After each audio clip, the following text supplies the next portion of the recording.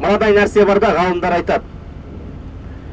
Бұл өмірде дейді, қандай киім ки дейді. Киген киімің құндыздан болсын, түймесі жұлдыздан болсын, ең соңғы шыққан үлгі болсын, ең қымбаты, матасы сапалы болсын. Бірақ дейді, ең соңғы киетін киіміңді ұмытпа дейді. Қандай киім кисек те, ең соңғы киетін киімімізде жең болмайды ағайын. Ол киімде ау болмайды. Ол киімде таңдау болмайды. Ол бір базардағы тұрған ең сорақы, ең арзан мата. Ең арзан матада ол. Көрпе жасауға да келмейтін мата ғой ол, шынын айтқанда. Ол біздің ең соңғы киетін киіміміз екен да, ғалымдар айтады, қандай кисең де осы киімді ұмытпа дейді. Қандай көлік мінсең мін дейді бұл өмірде. Қазір жігіттер бар ғой, мінген көлігімен мақтанатын, қараш қандай аттың, қанша тұлпардың күші бар дейді. Бірақ ең соңғы мінетін көлігіңді ұмытпа дейді. Ол көлік адамдардың аяғында жүреді. Сіз жүргізбейсіз ол көлікті. Ол адамдардың аяғында жүретін көлік. Ол көлік қайда тұрады? Салондарда тұра ма? Мешіттің бір бұрышында күнге қаңсып, шаң тозаң, өрмекші, тор салып тастаған бір ағаш ол қарытпаған.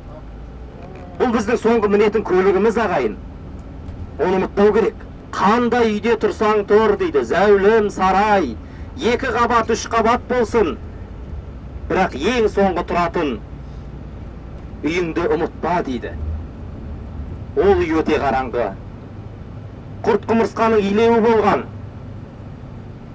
Ол үйде сіз жалғыз боласыз. Жаным деген балаң жатпайды жаныңа. Күнім деген әйелің де қалмайды қасыңда. Сол себепті қараңыз ағайын, біз не нәрсені ұмытып жүрміз? Біз қашан Алланы ұмытсақ, өзімізді ұмытқанымыз екен да. Алла тағала қияметтің күнінде кейбір адамдарға қарамай қояды екен. Назар салып та қарамайды, тастап қояды өзімен өзі. Ең сорақы жаман нәрсе не білесіз ба? Жаратушыңыз сізді тастап қойғаны да, қарамай қойғаны. Сіз ойламаңыз, мені тастап қойды деп.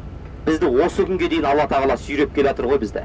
Анау анамыздың құрсағында жатқан кезде бізге қамқор болған Алла, ешқандай жансыз бізді өсірген кәдімгі өсімдіктей жан бермей тұрған кезде, кіндігіміз арқылы тамақтандырып, дүниеге анамыздан шыға салған кезде бізге 2 адамды құл қылып қойды Алла тағала.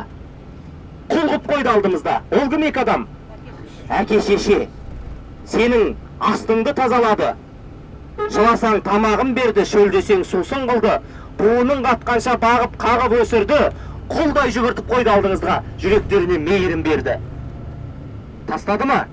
Тастаған жоқ, өсіп келе жатырмыз. Ер жеттік, ес жидық, ақыл тоқтаттық. Алла тағала бәрібір тастаған жоқ та бізді. Кейін енді ақылымызды тоқтатып, есімізді жиып алғаннан кейін не істейміз енді? Ей, пенсияға шыққасын оқимыз да намазды дейміз. Пока басымыз ауырып, тісіміз қақсамайынша. Сондай ғой. Бізге қамқор болып келшіған Құдайды ұмытып кете салады екенбіз да, бір ақ сәтте ұмытып кете салады екенбіз ағайын. Бірақ сондай адамдарды Алла тағала қияметтің күнінде ұмытады екен. Оларға қарамайды да, оларға назар да салмайды. Сендер бүгін ұмытыласыңдар дейді аятта. Неге? Өйткені олар Алланы ұмытқан.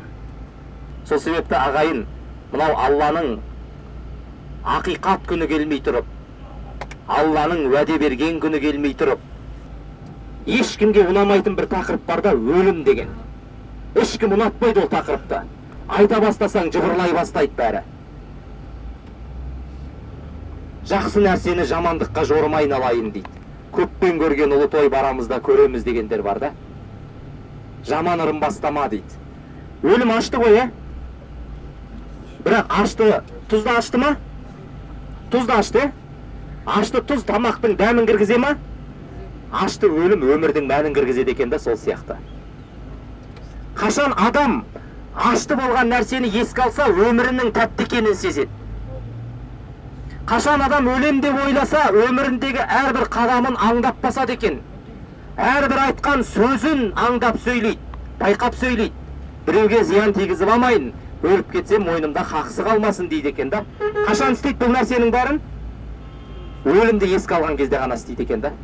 Басқа кез бізге көмектеспейді екен ағайын. Біз пендешілікпен әр нәрсеге орына береміз ғой. бірақ алла тағаланың алдына баратын күнде әрбір нәрсенің хақысы жеке-жеке сұралады екен. Қияметтің күні болғанда бүкіл адам баласы тұр махшар майданында. Сол кезде дейді, мына нәрсенің мысалына қараңыз, алла тағала қандай мысал келтіреді бізге? Логикалық мысал келтіреді. Бір торғай бір адамның иығына келіп қонады дейді. Бүкіл адамзат тұр. Бір торғай келеді да адамның иығына қонады.